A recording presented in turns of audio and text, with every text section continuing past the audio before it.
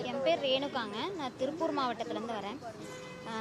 இடைநிலை ஆசிரியர் நியமன தேர்வில் தேர்ச்சி பெற்ற இடைநிலை ஆசிரியர்கள் நாங்கள்லாம் 2013, 17, 19, 22 இந்த இடைநிலை ஆசிரியர் தகுதி தேர்வுகளில் தேர்ச்சி பெற்று இப்போது கடந்த 2024ஆம் ஆண்டு ஜூலை 21ஆம் தேதி நடைபெற்ற இடைநிலை ஆசிரியர் நியமன தேர்வில் நாங்கள் எக்ஸாம் அட்டன் பண்ணி தேர்ச்சி பெற்றிருக்கிறோம். 25,000 ஆசிரியர்கள் அதில் தேர்வு எழுதினாங்க. 23,000 பேர் அதில் செலக்ட் ஆனாங்க. ஆசிரியர் தேர்வு வாரியத்தில் 2,768 போஸ்டிங் மட்டும்தான் அதில் நிரப்பப்படுறதாக இருக்குது. அது இந்த 12 வருடங்களாக நாங்கள் இந்த எக்ஸாமுக்காக நாங்கள் ரொம்ப வெயிட் பண்ணி இந்த பணியிடத்துக்காக நாங்கள் ரொம்ப நாளாக காத்துட்ருந்தோம். இது 2,768 போஸ்டிங் அப்படிங்கிறது எங்களுக்கு ரொம்ப மனவேதனை தருது. 12 ஆண்டுகள் எங்களுடைய வயது, குடும்ப சூழ்நிலை, வாழ்வாதாரம், பொருளாதாரம் இது எல்லாத்தையுமே நம்ம கடந்து இந்த எக்ஸாமை நாங்கள் அட்டன் பண்ணதே பெரிய விஷயமா இருக்குது. ஸோ முதல்வர் ஐயா அவர்கள் இந்த பணியிடங்களை எண்ணிக்கையை அதிகரித்து எங்களுக்கு காலி பணியிடங்களை நிரப்பி தருமாறு நாங்கள் தாழ்மையுடன் கேட்டுக்கொள்கிறோம். ஏன்னா 2023 ஆனுவல் பிளானரில் டிஆர்பியில் 6,553 போஸ்டிங் வேக்கண்ட் இருக்குதுன்னு சொன்னாங்க. அந்த பணியிடங்கள் இப்போது 2,768 போஸ்டிங் தான் நிரப்புறாங்க. அப்படிங்கிறப்ப எங்களுக்கு அது ரொம்ப கஷ்டமாக இருக்குங்க. இன்னும் எவ்வளோ நாள் நாங்கள் படிச்சுட்டே இருக்கிறது. ஸோ அதனால் எங்களுக்கு இந்த பணியிடங்களை அதிகப்படுத்தி தரணும்னு தான் நாங்கள் கேட்டுக்கிறோம். இப்போ ஆசிரியர் ஆகணுன்ற கனவோடு தான் படித்து வரீங்க. நாங்கள் எவ்வளோ ஆசையாக ஆசிரியர் நாங்கள் வேலைக்கு தான் நாங்கள் படித்தோம். சின்ன வயசுலேருந்து அது ஒரு என்னோட கனவு. என்ன மாதிரி இருக்கிறவங்கெல்லாம் ஸ்கூலுக்கு போய் படிக்கிறதே ரொம்ப பெரிய விஷயம். அதையும் தாண்டி ஒரு டீச்சர் அப்படிங்கிறது ரொம்ப பெரிய விஷயம். அதையும் தாண்டி கல்யாணம், குடும்ப சூழ்நிலை, குழந்தைங்க அது எல்லாத்தையுமே தாண்டி தான் நான் இந்த எக்ஸாம் எழுதுறதுக்கு வந்தேன். எவ்வளோ பொருளாதார நெருக்கடியில் தான் நான் படித்து இந்த எக்ஸாம் எழுதியிருக்கேன். ஆனால் 1 மதிப்பெண் 0.5 மதிப்பெண்களில் நாங்கள் பணி வாய்ப்பை இழந்திருக்கிறோம். ஏன்னா பணியிடங்கள் அவங்க குறைவாக காட்டியிருக்கிறாங்க. என்ன மாதிரியான வேலையில் நீங்கள்லாம் இருக்கீங்க? நாங்கள் எல்லோரும் அங்கங்கே கிடைக்கிற அந்த ஊர்களில் கிடைக்கிற வேலைகள் தான் நாங்கள் போகிறோம். என்னம்மா எவ்வளோ ஊதியம் வரும்? இப்போ என்ன உங்களோட ரிலேட்டிவ்ஸாக இருக்கலாம், ஃப்ரெண்ட்ஸாக இருக்கலாம், எப்படி ஃபேஸ் பண்ணுறீங்க? ஏன்னா நிறைய படிச்சுக்கிட்டே இருப்பீங்க. எக்ஸாம் எப்படி சொல்கிறதுங்க, நாங்கள் எங்களோட நிலைமை நினச்சி பாருங்கள். தனியார் நம்ம எந்த இதுக்கு போனாலும் எங்களுக்கான வாய்ப்பு கிடைக்கிறதில்ல. அப்போ நாங்கள் குறைஞ்ச சம்பளத்துக்கு தான் நாங்கள் வேலைக்கு போகிறோம். அதில் தான் நாங்கள் இந்த எவ்வளோ செலவு இருக்குது, எல்லா விலைவாசி ஏற்றமும் இருக்குது. இதில் நாங்கள் குறைஞ்ச சம்பளத்தை வாங்கி நாங்கள் எப்படி எங்களோட வாழ்க்கை ரன் பண்ணுறது? எங்களோட வாழ்வாதாரம் இதில் பாதிக்கப்பட்டிருக்கு. 12 ஆண்டுங்களாக இந்த வேலைக்காக தான் நாங்கள் வெயிட் பண்ணியிருக்கோம். அப்போ எங்களோட கோரிக்கை இதுதாங்க சார். நாங்கள் எங்களோட பணியிடங்களை அதிகப்படுத்துங்க. நிறைய வேக்கண்ட் இருக்குது. 15,000க்கு மேற்பட்ட காலி பணியிடங்கள் இருக்குதுன்னு சொல்கிறாங்க. அந்த பணியிடங்களை அதிகப்படுத்தினா மாணவர்களுக்கும் நல்லது, எங்களுக்கும் நல்லது இல்லைங்களாங்க சார். அரசுக்கும் ஒரு நல்ல பெயர் தான் கிடைக்கும். கண்டிப்பாக முன்னாள் முதல்வர் நம்ம கலைஞர் ஐயா நிறைய ஆசிரியர்களுக்கு ரொம்ப சப்போர்ட்டிவாக இருப்பார். அரசு ஊழியர்களுக்கு சப்போர்ட்டிவாக இருப்பார். கண்டிப்பாக அவங்களோட மகன் ஆட்சியில் கண்டிப்பாக எங்களுக்கு ஒரு நல்லது நடக்கும் அப்படிங்கிறதுல நாங்கள் ரொம்ப நம்பிக்கையோடு காத்துட்ருக்குறோம். இதுக்கு முன்னாடி ஸ்டாலின் ஐயா அவர்களும் கல்வி அமைச்சர் அவர்களும் எங்கே சென்றாலும் எங்களோட கோரிக்கைகள் மனுக்கெல்லாம் நாங்கள் கொடுத்துட்டு தான் இருக்கிறோம். எங்களுக்கான வழி கிடைக்குங்கிற நம்பிக்கையோட தான் நாங்கள் இன்னமும் காத்துட்ருக்கோம். ஒரு வாட்டி மனு கொடுக்கும் போது என்ன ரெஸ்பான்ஸ் கிடைக்குது? கண்டிப்பாக நாங்கள் பண்ணுறோன்னு தான் சொல்கிறாங்க.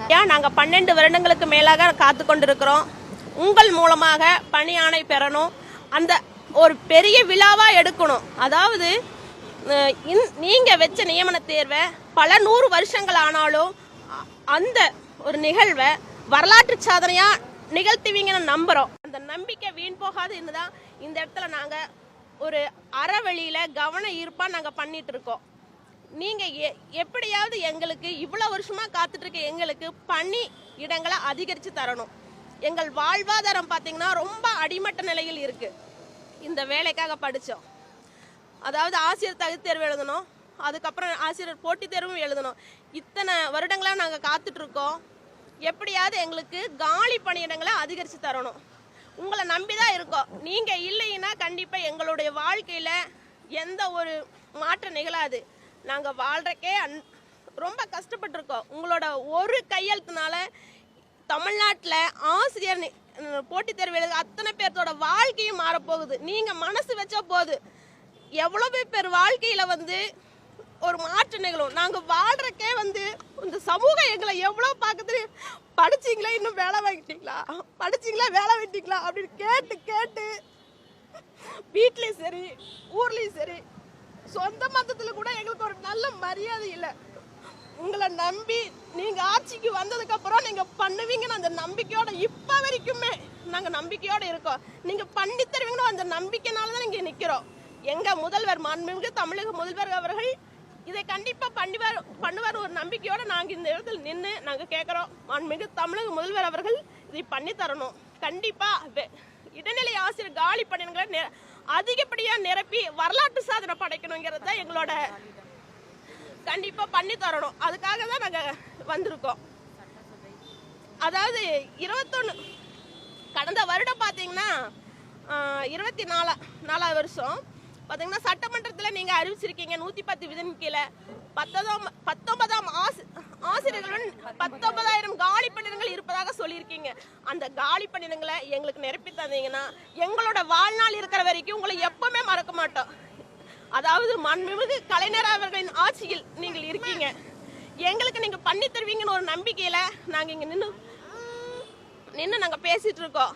கண்டிப்பா ஐயா எங்களுக்கு எந்த ஒரு ஆட்சி வந்தாலும் எங்களுக்கு அதாவது நீங்க ஒரு நல்லதான் செய்யற போறீங்கன்னா எங்களுக்கு ஆட்சி முடியும் தருவாயில கண்டிப்பா பண்ணி தருவாருங்க சார். எங்களுக்கு நம்பிக்கை இருக்குங்க. எங்களுக்கு நம்பிக்கை இருக்கு. எங்க முதல்வர் மாண்புமிகு தமிழக முதல்வர் அவர்கள் கண்டிப்பா பண்ணி தருவாரு. கண்டிப்பா நம்பிக்கை இருக்கு. அந்த நம்பிக்கையோட தான் நாங்க பேசுறோம். ஒரு கவன ஈர்ப்பு தான். எதுக்காக கவன ஈர்ப்புனா இப்போ ஒரு குழந்தை அழுகுதுன்னா அந்த குழந்தைக்கு தான் அந்த முக்கியமா அந்த தாய் இம்பார்ட்டன்ட் கொடுத்து பார்ப்பாங்க. அந்த மாதிரி எங்க முதல்வர் கிட்ட ஒரு கோரிக்கையா நாங்க வச்சிருக்கோம். எப்படியாவது எங்களுடைய இடைநிலை ஆசிரியர் காலி பணியிடத்தை அதிகரித்து தரணும். எங்கள் வாழ்வாரத்தை காக்கிறது மட்டும் இல்ல, தமிழக பள்ளிகளில் அவ்வளவு வேக்கண்ட் இருக்கும்போது எங்களுக்கு சொப்ப எண்ணிக்கை இருக்கு. சொப்ப எண்ணிக்கையில நிரப்பி தர்றது